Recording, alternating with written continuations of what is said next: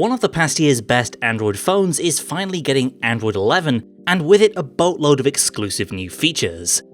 Oppo's ColorOS 11 is at last ready to roll out on the Find X2 Pro in Europe and Asia, and there's a lot of new stuff to dive into, so let's not waste any time. I'm Alex from Android Central, and this is a review of ColorOS 11.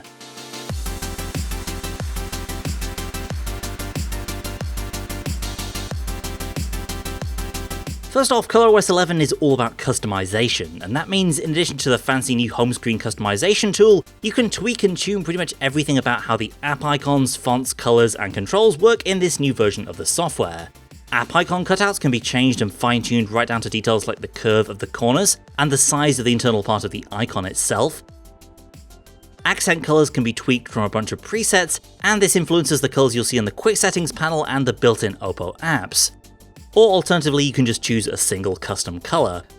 Basically, if you can imagine a part of your home screen or just the phone's UI in general, you can probably customize the way it looks in ColorOS 11. A pretty neat part of this is the always-on display, where Oppo really has gone all out in its new software. In addition to the many baked-in options to the persistent clock, you could even draw your own kaleidoscope-style clock face to appear when the phone is idle. This kind of creativity here is pretty fun, and you can come up with some pretty wild patterns if you really get into it. Dark mode has also been overhauled in this new version, with 3 intensity settings from a mid-grey through to a true OLED black for maximum power savings. In dark mode, ColorOS can automatically darken your wallpaper slightly as well as tweak icons based on the color option you choose. And if you're not a fan of the default dark mode option on most phones, ColorOS 11 gives you added customizability. Plus, you can also schedule dark mode from sunset to sunrise or set up a custom schedule just like most other Android 11 phones. If you need to save power even more than usual, ColorOS 11 comes with its own super power saver mode like we've seen from Google and others on Android 11. This works exactly as you'd expect, cutting down on background processors and reducing the refresh rate to 60Hz, while letting you choose a selection of 6 apps that you can access from this very basic home screen.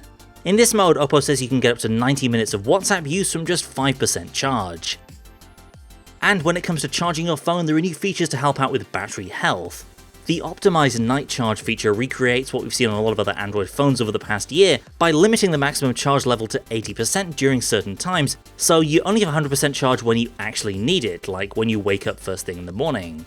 This helps to reduce battery aging, which can result from keeping the phone at very high charge levels over a long period of time, which, let's face it, is pretty easy to do with a phone that charges as quickly as the Find X2.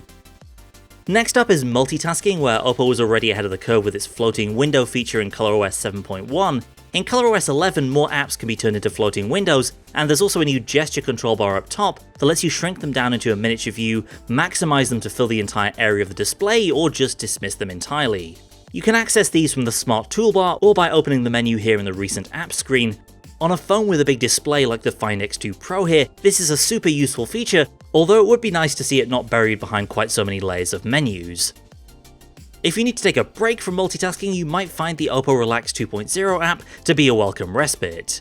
There are a ton of new features compared to the old Oppo Relax app, including new visualizations and the ability to create your own sound patterns based on building blocks provided by Oppo. All in all, it's a pretty full-featured white noise app that could be really great if you like to listen to this kind of stuff to relax or fall asleep.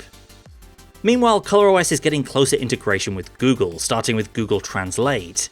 A 3-finger gesture lets you tag an area of the screen, and then with a single tap, Google Translate can detect the language and translate it for you.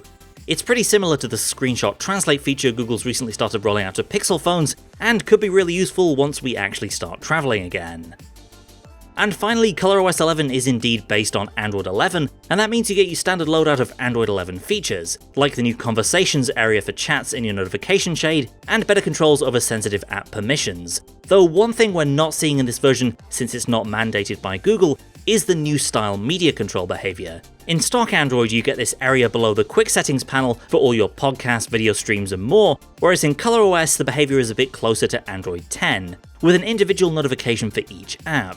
This is kind of a personal taste thing, but like I said, Google isn't forcing manufacturers to include this new Pixel-style media control panel, so the likes of Oppo are free to do their own thing. ColorOS 11 is starting to roll out now on Find X2 devices in Europe, starting with France, and it'll be expanding to the Reno 3 and Reno 4 series in the near future. Hit the comments, let us know what you think of this new software, and subscribe to Android Central so you don't miss our coverage of the next generation of Android flagships coming soon. Thanks for watching, and I'll see you next time.